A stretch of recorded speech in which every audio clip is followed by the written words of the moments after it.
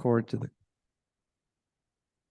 Okay, that's a good sign. And I'm going to stop my video because I don't want to have all that in there.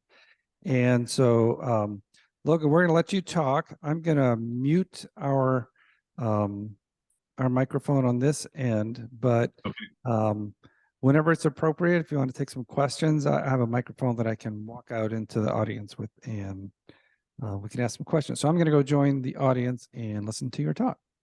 Take it away. Excellent. Oh, and also introduce yourself and let the folks know how you and I know each other. Yeah, absolutely. So welcome, everyone. It's a pleasure to be here with you at this event at the Niagara Aerospace Museum. My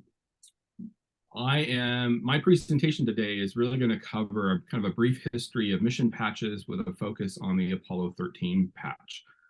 And so let me start off by introducing myself. My name is Logan Jaeren, and I'm a founder of, I'm essentially, I'm a collector of patches and the stories of those patches. So I started collecting seriously collecting patches about 4 years ago, which doesn't seem like a long time, but I actually have a family history to the Apollo program. So my paternal grandfather was a mechanical engineer working for North American Rockwell, and he worked on the heat shield for all the command modules for Apollo Skylab and the Apollo Soyuz test project. He also went on to do engineering for the tiles for the space shuttle before retiring. So I was gifted, when I was a young boy, I was gifted a whole collection of patches that my grandfather collected for me. And that kind of what instilled kind of a love for emblems. But you know, as a boy, you look at patches kind of with a mixed sense of awe. But it wasn't until like 4 years ago where I started collecting more patches and became very curious about the actual designs and the stories behind the designs. And that led me down a path that brings me here today to kind of share some of the information that I've collected over the years about patches in general. Now, the reason why I'm here is because I'm a member of a Facebook group called Space Hipsters. And it's because of being a member of that group that I met Dawn. And then I met Dawn for the first time in person in December when we gathered in Hutchinson, Kansas at the Cosmosphere Museum for a gala event to celebrate the last 50th anniversary of Apollo for Apollo 17. So that's how Dawn and I got connected, and we've stayed connected obviously through Space Hipsters.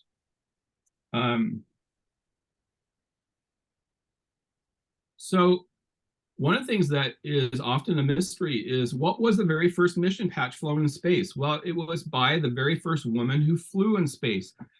She was a cosmonaut who flew on Vostok 6, and this was her mission patch. Now, unlike other mission patches that followed, this mission patch was actually sewn on a garment under her spacesuit. So there's only a couple of photographs that reveals this patch.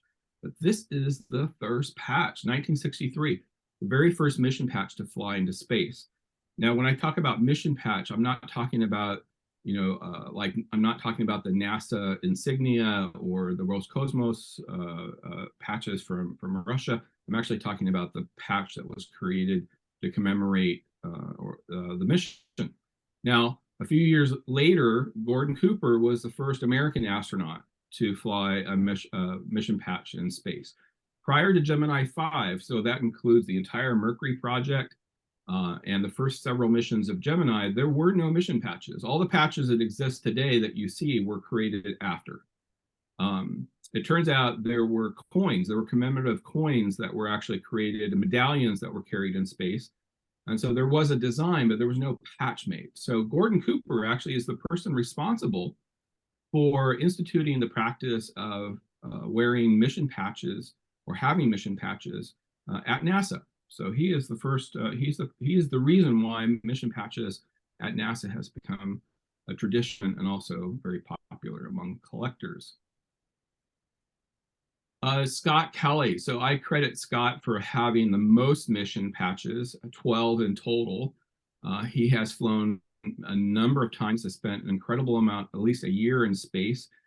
He has so many patches that I noticed that on his jacket here, they actually had to sew the patches overlapping each other because there just wasn't enough room on his jacket. So the emblems themselves are actually, in my opinion, are small works of art. And in fact, indeed is the reason why there is a collaboration between the crew and an artist. And one of the preeminent space artists is Robert McCall. And Robert McCall is actually a muralist. He's a muralist, he's a futurist. He's responsible for the giant mural at the National Air and Space Museum. His murals also grace the halls of the National Gallery, the Pentagon, Epcot, and at Johnson Space Center at Mission Control. There's a large mural. So he's well within the space community as an artist. He's actually well known for his murals, but he actually also went on to design emblems and also stamps as small as a stamp. So one of the things that these are the patches that actually Robert McCall designed, of which 7 of these have actually flown in space. And there's other patches here like for Mission Control and others that were kind of commemorative patches as well. I want to bring your attention to a special patch in this collection, and this is kind of in the center top. It's the STS 133 patch. And there's a special story that goes with this patch. Now, back in 2010, STS-133 was supposed to be the last space shuttle mission.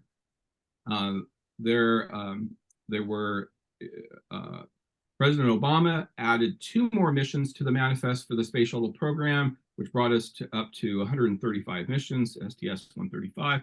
But at the time that this patch was created, STS-133 was supposed to be the last space shuttle mission. And so what's interesting, I think what's interesting about this patch is that Robert McCall created the design. He sent the artwork to the crew for feedback and review. And the day after he sent the artwork to the crew, he passed away. When the crew learned of his death, even before they got the artwork, of course, you know, that's an emotional moment in time. But when they received the artwork, they loved the artwork, but they wanted a few changes. So they commissioned or contacted Tim Gagnon, who is a very prolific space artist in his own right and a fellow space hipster also. And Tim, to his credit, has created over 300 designs, of which 21 have flown in space. One of those patches that you see in the lower left is the STS-133. And so the crew of that mission contacted Tim and asked him if he could make changes to the design and finalize the artwork.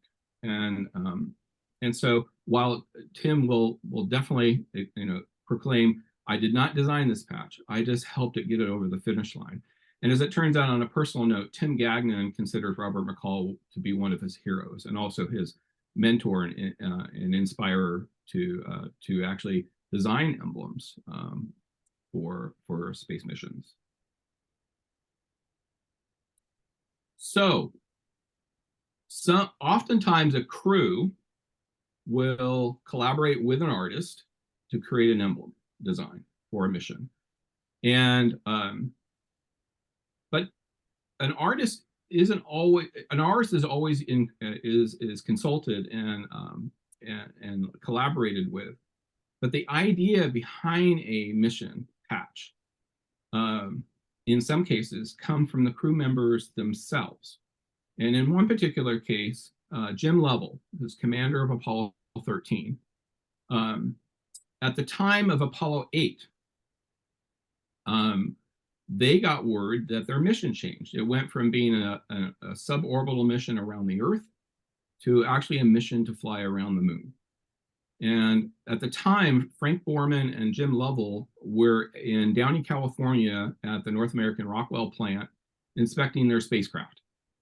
And when they got word that their mission changed, they hopped into a T-38 and they flew to Houston. And en route to Houston, Jim Lovell sketched out the design for Apollo 8.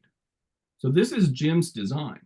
And I actually think it's one of the most perfect patch designs ever. The shape of the patch is actually the shape of the command module. This would be gym level spacecraft. And the color, the background color, is the color that it looks like when the command module is wrapped. It's wrapped with a material to protect it when it's being transported. So it looks like this. It's this color blue, it's this color, it's the shape. So the patch shape itself is emblematic of the command module.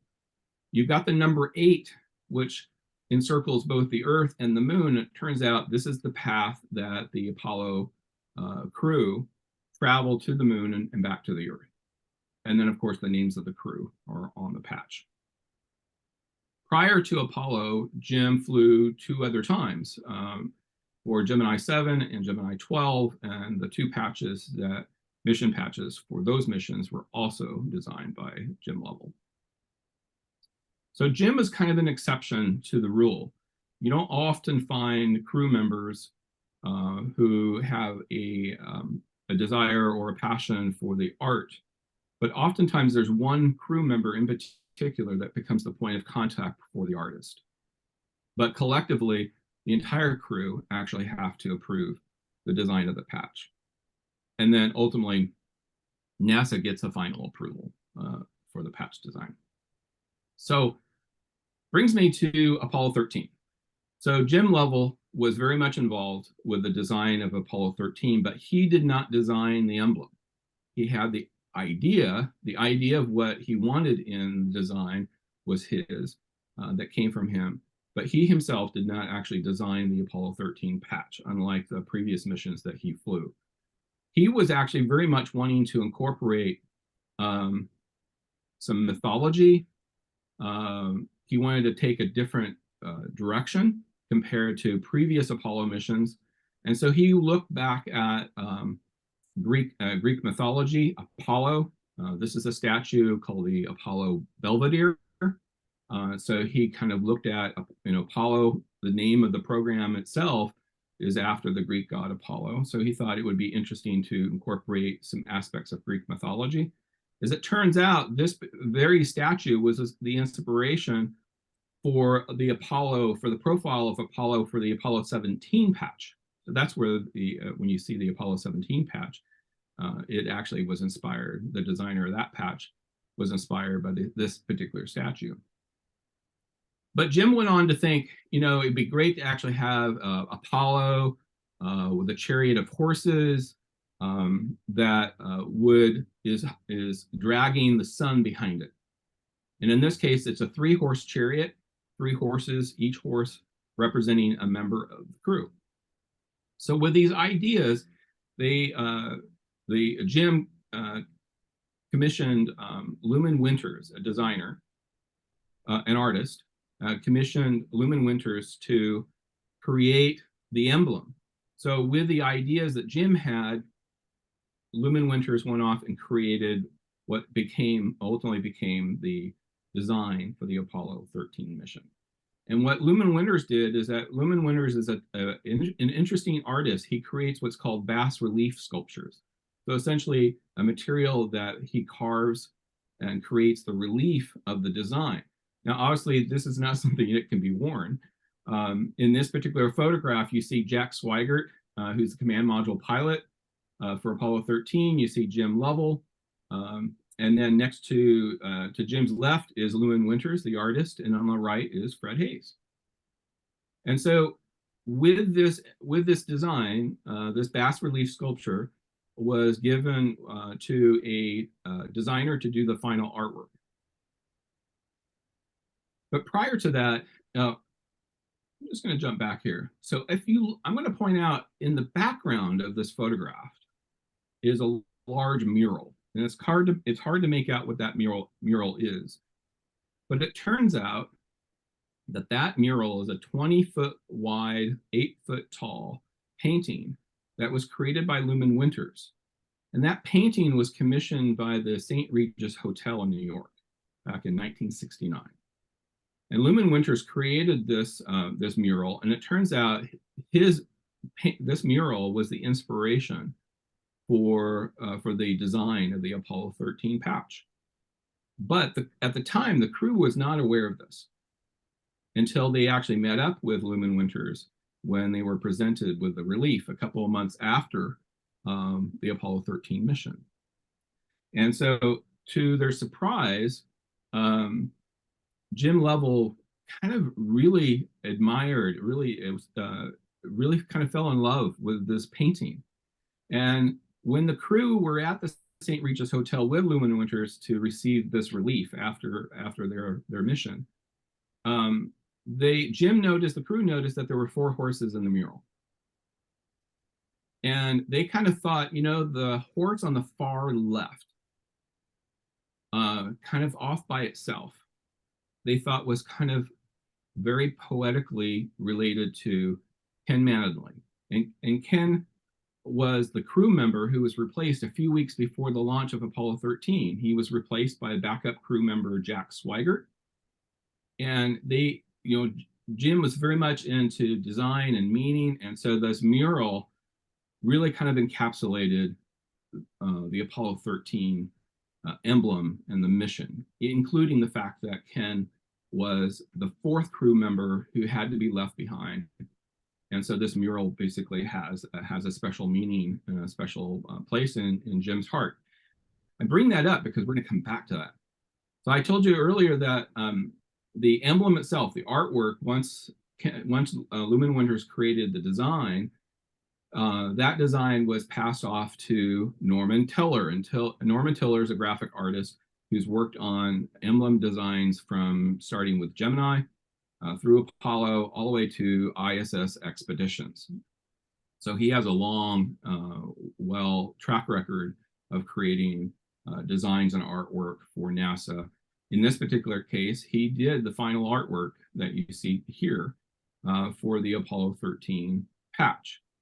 Now, one of the things that artists tend to do, not always, but they actually find ways to include little details in a patch. I'll bring your attention to what's inside the green box, and we'll zoom in. It turns out that Norman Tiller's initials are in the final artwork for the Apollo 13 emblem. And so when you see this emblem on NASA's website, or you may see it as a sticker or decal, look for this because you'll see it. And that actually stands for Norman Tiller, the artist. So the final design essentially kind of encapsulates the entire mission. Apollo 13, the mission designation 13 is represented in Roman numerals, which depending on the crew, sometimes you'll see Apollo 8 written as an 8. You'll see Apollo 9 as Roman numerals, Apollo 10's Roman numeral, Apollo 13's Roman numeral. I can't actually explain why the Apollo 13 patch used a Roman numeral. That actually might be a great question to ask Fred later today. But within the patch, it shows essentially the 3 horses dragging the sun behind it on a trajectory from the Earth to the moon. And in Latin, on the side is ex luna scientia, and that means from moon knowledge. And it turns out that this was a phrase that Jim Lovell, he kind of plagiarized a similar phrase from the Naval Academy, which was ex trident scientia. And it turns out Jim Lovell is a captain in the Navy, and so he actually adapted that phrase from the Navy to include in the mission. One of the things that's noticeable is that there are no crew names on the patch. And of the entire Project Apollo, there's only 2 patches that don't have crew names, Apollo 11 and Apollo 13. And it was actually decided by the crew that they didn't want to have their names on the patch. So that was a conscious decision on their part. Once you have the graphic art for the emblem, it's now there for all time and for eternity. So the graphic art is used for printed materials, for everything from stickers to patches, of course, but also material that NASA uses for promoting the mission itself. But one of the practical applications of the graphic art is creating what's called a beta patch. This is a special patch because it's not woven like embroidered patches are. It's actually printed. The design is actually printed on cloth made of silica fibers. These beta cloth patches are worn by the astronauts on their spacesuits and on other clothing that they wear in space because it's fireproof. Seen here, you'll see Jim Lovell during Apollo 13, and you'll see the beta patch that's sewn onto his flight suit here. Looking at the inset, you'll see a close-up view of both the NASA insignia and the Apollo 13 emblem. Both of those are printed on beta cloth. When we think of patches, this is kind of what we think of: embroidered patches. And interesting, you might find it interesting, I actually have 32 variants of the Apollo 13 patch in my collection. I have a fairly extensive collection. I have around 4,500 patches, space patches in my collection. But for the Apollo 13 patch, there are two manufacturers that stand out. There's the original crew patch on the left-hand side, made by AB Emblem. In the middle is a vintage souvenir patch created by another manufacturer called Lion Brothers. And then on the right is a modern souvenir patch that you can buy today from AB Emblem. As it turns out, the crew patch on the left-hand side was worn by the crew after they were recovered after splashdown. It was worn on their flight suit. And you can notice some details that are different. So on the left, you'll see if you look at the sun, you'll see kind of a radiant pattern, which is very indicative of the original crew patch. You'll also see what looks like craters, but when you look up close, they look like little horseshoe shapes. Those details you can use to differentiate between what is a crew patch versus what is a souvenir patch that was widely available. Now, a quick backstory. Early in the program within NASA, prior to Apollo, it was actually illegal for the public to own patches. It was illegal for the public to own patches. But there was such a hue and cry and a huge interest, public interest, in patches for collectors that NASA realized, one of the ways that we can actually maintain public interest is to make these patches available to the public, which is part of the reason why they became available to the public, to collectors. I think NASA came to realize that it's always a struggle to try to maintain public support. So making the patches available to the public seemed like an obvious thing.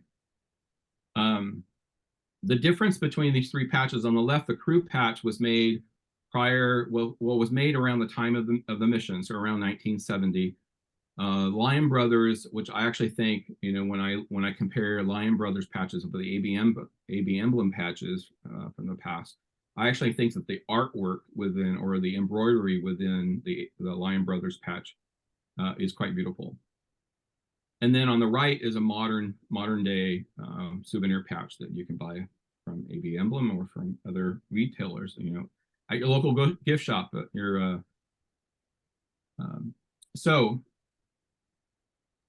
Lion Brothers has kind of a unique, when they stopped making patches around, I think after the 16th space shuttle mission, they actually stopped making patches. AB Emblem is actually the official patch manufacturer for NASA, and they became that exclusive manufacturer, or the official manufacturer of space patches in around 1970. But Lion Brothers, around the time of Apollo 12, Lion Brothers realized that they were competing with AB Emblem for patches, and they wanted to protect their variant or version of a patch. And so what Lion Brothers chose to do is create what's called a hallmark. Now, you just have to trust me. In the center of the circle is the number 13. And I'll zoom in, give you a close-up view. I recognize it's still hard to see. And the reason why it's called a hallmark is that it's not supposed to be obvious. But if you were challenged, if somebody challenged Lion Brothers or AB Emblem for who made this patch, Lion Brothers could prove it by actually showing you what's called a hallmark stitch. And just to give added clarification, the number 13 is stitched here. Now, not all of the Apollo patches that Lion Brothers created have this hallmark. They started with Apollo 12. And they put hallmark stitches both for Apollo 12 through 17, and then for Skylab, and also for the Apollo Soyuz test project patch. So here we arrive at the crew patch. So this patch, it's aptly named, is worn by the crew. And it's worn by the crew after they are recovered. So when the astronauts splash down and are recovered and brought to the ship, they actually, during the helicopter flight from their landing site back to the ship, they actually change clothes. So they get out of their space clothing, their space flight suits, and they change into a recovery suit. And sewn onto their recovery suit, flight suit, is the cloth version of the mission patch. And in this case, it's the crew version of that patch. So here we see Fred Hayes, Jim Lovell, and Jack Swigert exiting helicopter number 66 on board boarding the USS Iwo Jima. A close-up view, and we can actually now see the crew patch worn by them. And it turns out that during the making of Apollo 13, Tom Hanks, who played Jim Lovell, also is shown coming off a ship, boarding the ship, and wearing supposedly a crew patch. Now, I'll bring your attention, the man in the naval uniform on the left-hand side is actually Jim Lovell. Jim was a captain in the US Navy. And so both Jim and Tom Hanks became friends during the making of Apollo 13. I was like, how could you not become friends during the making of Apollo 13? But I bring this to your attention because if you compare Jim Lovell, photograph of Jim Lovell compared to Tom Hanks, it's a subtle difference, but they're actually wearing two different kinds of patches. So of course, Jim Lovell on the left is wearing the crew patch, and Tom Hanks on the right is wearing the modern souvenir patch. Now, it's someone like me who would pay attention to that kind of detail. And my criticism is, why didn't the production crew go to the effort to actually find 3 crew patches to sew onto these flight suits for the actors? It's like, to me, that would have been truth, right? Make it more authentic. Now, as I told you, as I explained, Tom Hanks and Jim Lovell became friends during the making of this film. And during the making of Apollo 13, during the filming, Jim Lovell went out to California and visited Tom Hanks during the filming. And during that visit, the mural that Lumen Winters painted, that was hung up for decades in the lobby of the St. Regis Hotel in New York, as it turns out, Jim Lovell learned that that same mural was going to be auctioned in Santa Monica, during the time that he was visiting. And so Jim Lovell told Tom Hanks, hey, by the way, the mural that was the inspiration for the Apollo 13 patch is being auctioned off. And he left it at that. Jim went back to Illinois and didn't think about it. Tom Hanks, on the other hand, his wife and family went to the auction and bought the mural. And they shipped it to Chicago at an art warehouse where it was revealed and gifted to Jim Lovell and his family as a surprise. And that same mural that was the source and the inspiration that Lumen Winters used to create the Apollo mission patch is now on permanent exhibit at the Captain James A. Lovell Federal Health Center in North Chicago. So if you're in North Chicago, seek out this place, and you can see the original mural called The Steeds of Apollo. How poetic is that, right? Here's a mural that was painted before Lumen Winters was commissioned to create the design for the Apollo 13, and the mural happens to be called The Steeds of Apollo. So there's just, yes, coincidence, but what a wonderful coincidence that could be. So this brings me to this is the most boring slide in my entire presentation, but I think it's appropriate because we talk about mission patches, but actually there's all kinds of different kinds of patches. There's crewed patches, there's patches for the ISS expeditions, agency patches, personal patches. There are lots of different kinds of patches. One of my favorite categories of patches is commemorative patches. So here we see in commemoration of the 50th anniversary of Apollo 13 is a patch with the moniker "Failure is not an option." So the interesting thing is that phrase was never said by anybody at NASA during Apollo 13. That phrase was actually written by writers for the film Apollo 13 because, of course, it's a film, right? You want to kind of dramatize it, make it, right? It was supposed to be like the phrase that Gene Kranz, who was the flight director at Mission Control, supposedly he said that, but in truth he did not. Did he embrace it? Absolutely, right? It's like the perfect tagline for the entire mission.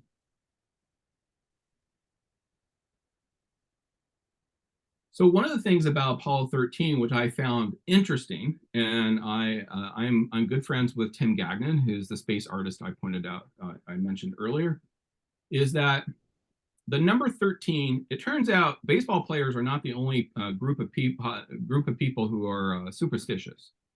It turns out astronauts in and of themselves have a level of superstition, some more than others. But there's this kind of this superstition around the number 13, right? And when it comes to missions, right? Apollo 13, I love the phrase in the film that Tom Hanks utters, like when Marilyn says, well, it's 13. It's like, well, yeah, 13 follows 12. Well, as it turns out, during the Space Shuttle program, NASA decided to change how they designate missions. And after STS-9, NASA instituted a different designation.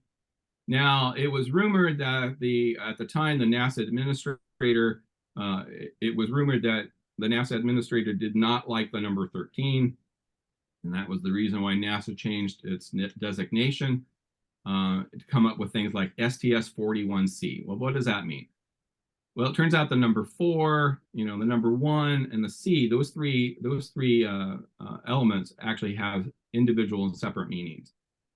But STS-41C was supposed to be STS-13. And so, as I mentioned, the different kind of categories of patches, you can have personal patches. Well, it turns out the crew really wanted to kind of embrace 13. So they commissioned a special patch. Only 20 to 50 were made. It's not clear how many, but probably no more than 50. So they actually commissioned and created a special patch to fully embrace the number 13. So we got the black cat, we got the orbiter flying under the cat, we got the number 13, and then we have sort of the nicknames or certain versions of all the crew members stitched on it. So as it turns out, one of the things that is true, since Apollo 13, there has never been a crewed mission patch that has a horse on it. There were actually some expedition patches and space shuttle mission patches that had international crew members as a part of that mission, in which it was proposed by some astronauts to have a horse, and it was like emphatically rejected by other members of the crew. It's like, we cannot have a horse. Remember Apollo 13? We can't have horses on our patch. No horses. Well, it turns out there's probably as far as I know, there's no cat or black cat on any mission patch either. Tim Gagnon, as I mentioned, 21 of his patches have flown in space, but he has created far more patch designs or emblem designs to commemorate aspects of the space program. One of the ones, and one of the set of patches that I truly love is the 50th anniversary commemorative patches for Apollo 13. So both of these patches were designed by Tim Gagnon. The patch on the left is a part of a series called the Mission Commemorative Set. And what he did is he looked at he took each and every Apollo mission patch, and he said, with my modern artistic view of that patch, how can I make that patch even more beautiful? And so this is the patch on the left is his artistry in looking at taking the original mission patch and just not changing the design, but just embellishing it. How can we just make that more vibrant, more beautiful? And then there's a set called the Spirit patches. And here he actually took every one of the Apollo mission patches and actually looked at the spirit or the essence of the mission itself. So if I were to actually, so the patch on the right is his take on Apollo 13. What is the spirit or the essence or the thing, the aspects or the characteristics of this mission that really embodies that mission? And so he really took the original mission patch and he flipped it. So instead of, so on the patch on the right is showing the three horses coming back from the moon, returning to Earth, which is, I think, is extremely poetic and very, very clever in my opinion. The phrase "farewell Aquarius and thank you" was actually stated, I believe it was, I think it was by Jack Swigert, in which when they jettisoned, no, it was actually by the Capcom Mission Control. When prior to re-entry of the Earth's atmosphere, they jettisoned the lunar module. And in response to that was this phrase that was uttered by the Capcom at Mission Control. So your next guest, Fred Hayes, has the distinction of actually being involved in more than just the Apollo 13 mission. He was actually the backup lunar module pilot for Apollo 8, for Apollo 11, as well as being the lunar module pilot for Apollo 13. And so while the mission patches for Apollo 8 and Apollo 11 are a reflection of the prime crew, the crew that was assigned to that mission, if it happened that, like for Apollo 8, if it happened that the lunar module pilot needed to be replaced, just like Ken Mattingly was replaced by Jack Swigert, who was the command module pilot, then obviously the names on the patch would have to be changed. But he actually was the backup crew for Apollo 8 and Apollo 11 as a lunar module pilot. Fred Hayes pictured here is this. So Fred Hayes and I took a little trip to Biloxi, Mississippi back in October of last year. And we visited his hometown is Biloxi, Mississippi. And in the background, you'll see a building. That's the visitor center. And then there's a lighthouse that you see pictured here that has been there ever since before Fred was born. And then in front of that is the base of the Saturn V rocket with a bronze statue in honor of Fred. So Fred Hayes is a hometown hero to Biloxi, Mississippi, and the artist who created the bronze sculpture also painted the mural that you see in place. It's actually a wonderful opportunity if you happen to be touring the Gulf Coast and passing through on Highway 10, passing through Biloxi, Mississippi. I encourage you to stop by the visitor center. It's free admission, open to anyone. Donations are obviously welcome. But inside of the visitor center is an exhibit. There are exhibits or artifacts that Fred has loaned to the visitor center that are on display. The photograph on the left is actually Fred Hayes. So one of the other missions that Fred was involved in is the space shuttle mission, space shuttle program. But you see a picture of Fred here in a flight simulator for the space shuttle. And I couldn't help but notice the fact that he was wearing an Apollo 13 patch on the shoulder of his test flight suit. And I thought that's interesting. And so when I was visiting the visitor center with Fred, there was actually a mannequin with this very flight suit, this test flight suit, on display. And I noticed that not only on the right, on the shoulder, is Apollo 13, but you'll notice on the right, near the collar, is actually the mission patch for Enterprise, for the approach and landing tests. So these were the Enterprise orbiter itself did not ever fly into space. It was actually too heavy to do so. But this was my opportunity to ask Fred. And I said, so I asked Fred, so what was your involvement in the design of the space patch? And he goes, yeah, I didn't have any involvement. I basically said, yeah, I like what you got, but that was not his focus. His focus was on the mission. That he is an engineer's engineer and a true blue astronaut who's focusing on making sure that the mission is executed to success. But the space shuttle mission is something that Fred Hayes was very much involved with creating, like everything from the flight systems to the avionics to how the space shuttle was going to fly, the manner in which all the controls and the computers. And so he was very deeply involved with getting that program started. And as such, there is a approach and landing test, which was head by, there were two crew. Crew one was Fred Hayes and Gordon Fullerton, and then Joe Engel and Truly were the second crew. But Fred was kind of he was the lead on this program, and this is the patch that was mission patch that was created for that aspect of the program.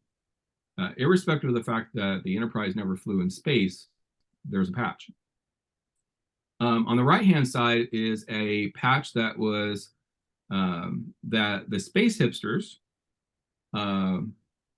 Chris Bain and Lois Honeycutt and Emily Carney, and created as a fundraiser to support the Taking Up Space nonprofit for sending Native American girls in the country to space camp and to support their space science and their intensive space science curriculum.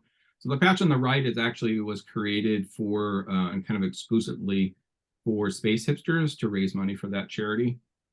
So if you like this patch and want it, you're going to have to join Space Hipsters. And I would encourage you to do that soon if that's of interest to you, because there's a limited number of these patches left. But the patch on the right is really a commemoration to Fred. So he was the Enterprise commander. He was the commander of Enterprise. And if you're a Star Trek fan, you'll recognize the insignia to kind of as a homage to Star Trek, to Trekkies. I think it's a beautifully designed patch, and it's it's something that's definitely is a memento. But this is an example of a commemorative patch. So I founded a website called Space Exploration Patches. This is a site where I'm publishing my patches and the stories that go along with these patches. The QR code will actually take you to the Apollo 13 page if you want to examine all of the 30+ variants of the Apollo 13 patch. You can do that there. I also want to bring your attention to AB Emblem. So AB Emblem also has like the Tim Gagnon's commemorative patches that I showed you for Apollo 13. That QR code will take you to there. And so if that's something that you're desiring. And then to end this, I encourage you that if you have an interest in space, if you have a passion for space, the Space Hipsters is a beautiful, wonderful community of space enthusiasts who have a wide-ranging interest. This is no lie. Somebody asked a question, hey, I have a piece of fabric from the space shuttle, but I'm not sure exactly where this fabric was, was how it was used. Well, there's a space hipster named Jean Wright. Jean Wright actually is one of the part of what's called Sew Sisters. She was actually a group of women who actually sewed the cloth, the batting, and the insulative material that lined the inside and the outside of the space shuttle. She was one of those people, and so she's like, she could look at a picture of the cloth and go, "Oh yeah, that was used in the payload bay for insulation, or it was used on the outside of the orbiter." So to whatever extent that you have an interest in space, even if it's just like staying informed of the different kinds of launches, and participating in our kind of biannual events, trivia events to win some interesting things, that's available to you. And with that, I want to say thank you, and I want to open it up to the audience for any questions that you have. Hey, Logan, thank you very, very much. I learned a lot. I thought I knew stuff about patches, but I learned a lot of stuff. So first of all, let's just all say thank you to Logan for that. Does anybody have any questions related to, let me hand the mic over to Chuck Akisto. He is also a space hipster, Logan. So thanks. I was just wondering, what is the rarest patch you have, and what is your favorite patch that you have? Well, this may sound self-serving, but actually when I was a boy, my favorite patch happened to be Apollo 13. And I cannot tell you why, but when I was 7 years old and had this collection of patches that my grandfather gifted to me, the Apollo 13 patch for me was a standout. And to this day, I couldn't tell you why. So it's an interesting coincidence of me getting connected to Fred and again, exploring and researching more about the story of the patch, because it's one of my favorite. I would say in my collection, there are 3 patches that form a set. And this was the initialed, so it's a set of 3 Apollo 17 patches that have each patch has the initial of the crew member. And it turns out I am a geologist. I have a degree in geology.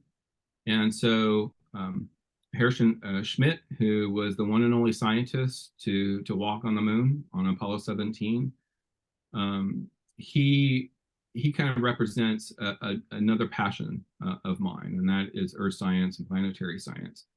And so that patch, not the fact that I spent probably the most money for that patch for Harrison Schmitt's initial patch, but there were less than, there was about only 100 of those patches made, and they were never available for public purchase. They were made to be given to family and friend and operations crew. But for me, that set is one of the rarest that I have in my collection.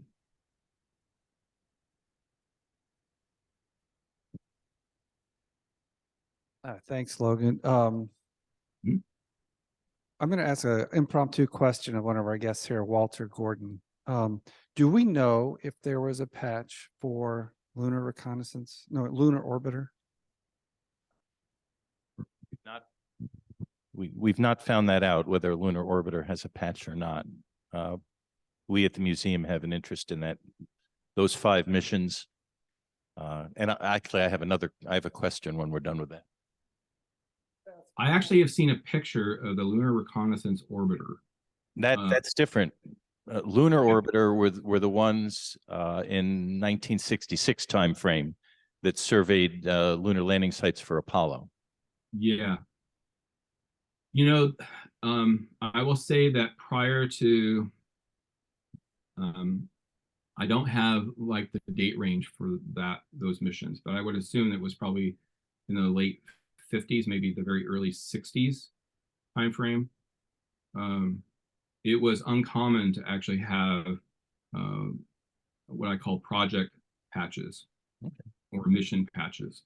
Okay. That tend to come that comes later. Okay. So I wouldn't be surprised if there was a patch, but I think it's unlikely. Maybe we'll approach you for some guidance in commissioning one. But my actual question, for reasons not to take up time now, but that Don can explain to you offline another time, the Apollo 5 mission is very near and dear to our hearts here at the Niagara Aerospace Museum. And can you tell us about that patch and the history behind it?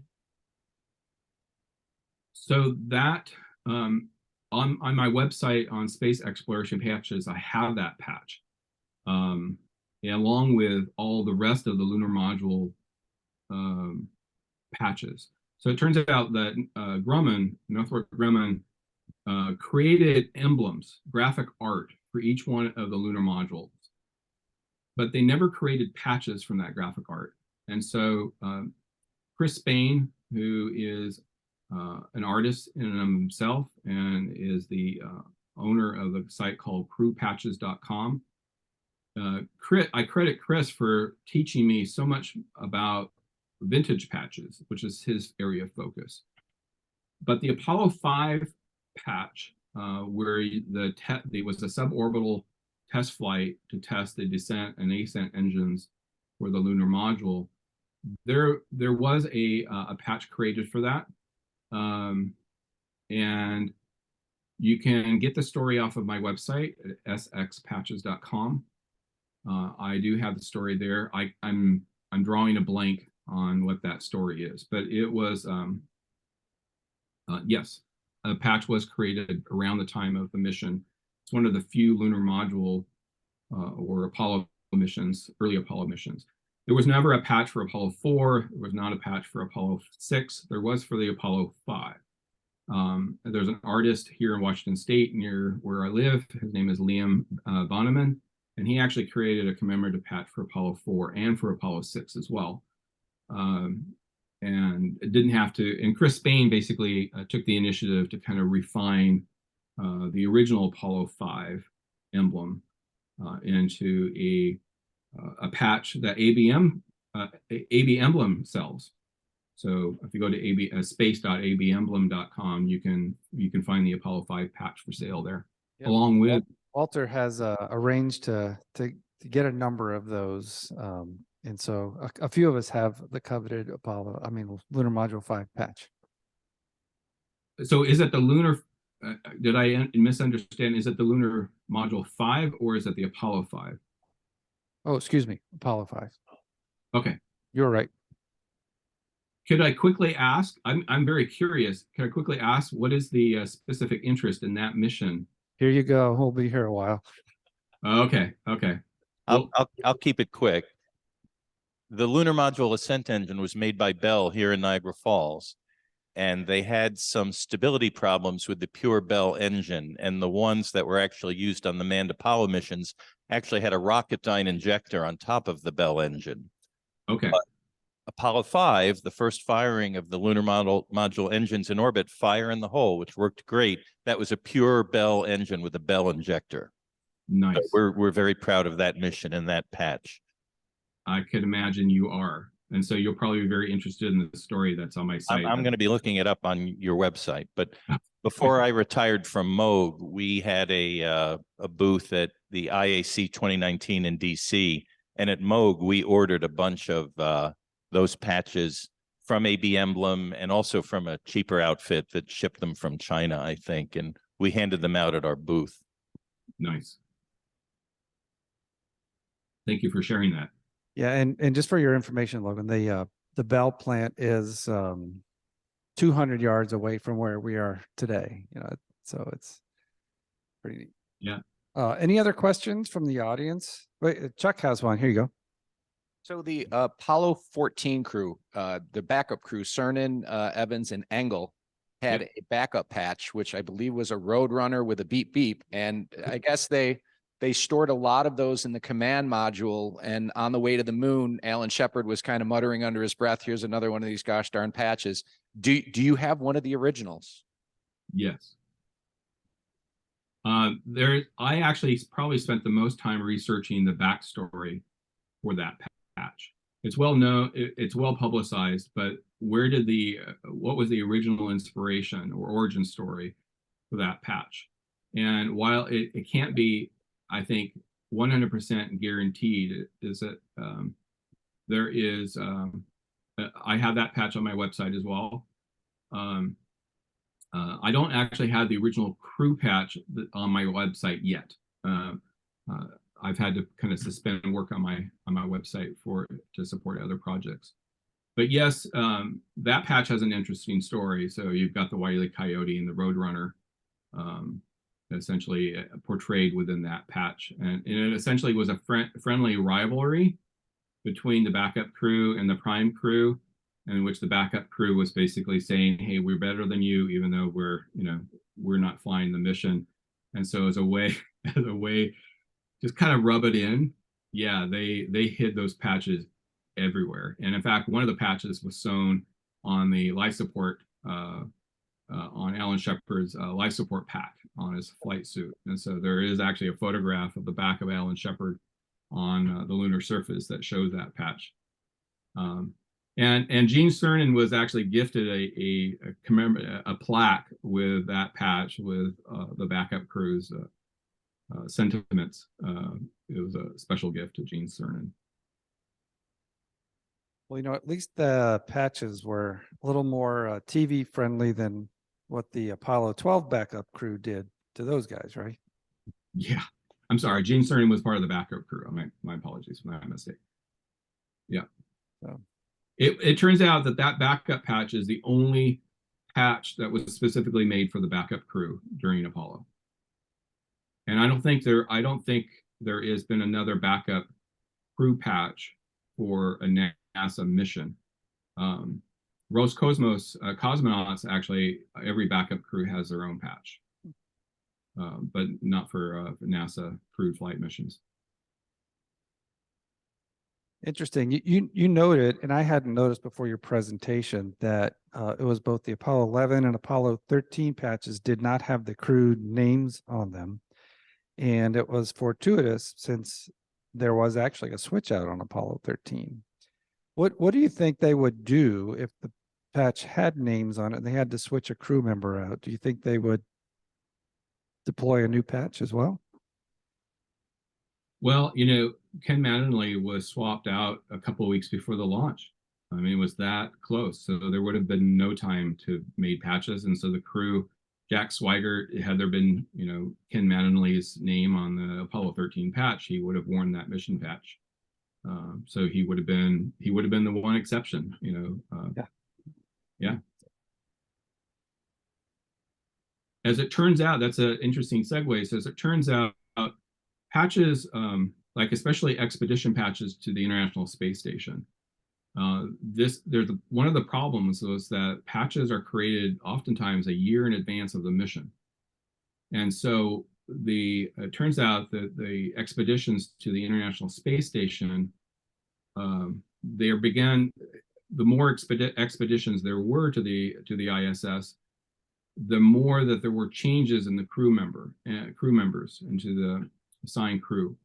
And it became a problem because early expeditions to the International Space Station have the crew members' names on it, and those patches were made sometimes a year in advance of that mission. But to make it practical, even today, patches for the crew to fly to the International Space Station are made without names. It's only after the mission is complete or during the mission are there patches with the crew members' names put on it. And so that's because there's often so much change in the crew assignment that it's impractical to remake all of the patches in response to the change. So they opted a practice of actually the crew flying to the International Space Station, fly patches that have no names on it. And then after the mission, their names are placed on the patch. That's amazing. Well, Logan, we appreciate you taking the time. I think we've all learned so many stories, got some great insight into how all these patches are created. Thank you so much. You're doing a great job what you're doing. By the way, Logan has he's also gathered a lot of patches. He's given this talk to educators and gives them patches so that they can inspire their students to go learn more about it. He's doing some really good things for the next generation. So we're great to have folks like Logan around. So thank you very much. We're going to wrap it up here because we have about 30 minutes before our next presentation starts, which is the lead into our Q&A with Fred Hayes. So thank you so much, everybody. Let's give Logan a round of applause. Thank you. It was a pleasure. Make it a great day. All right, I'll talk to you soon. Okay. Bye-bye. All right, bye.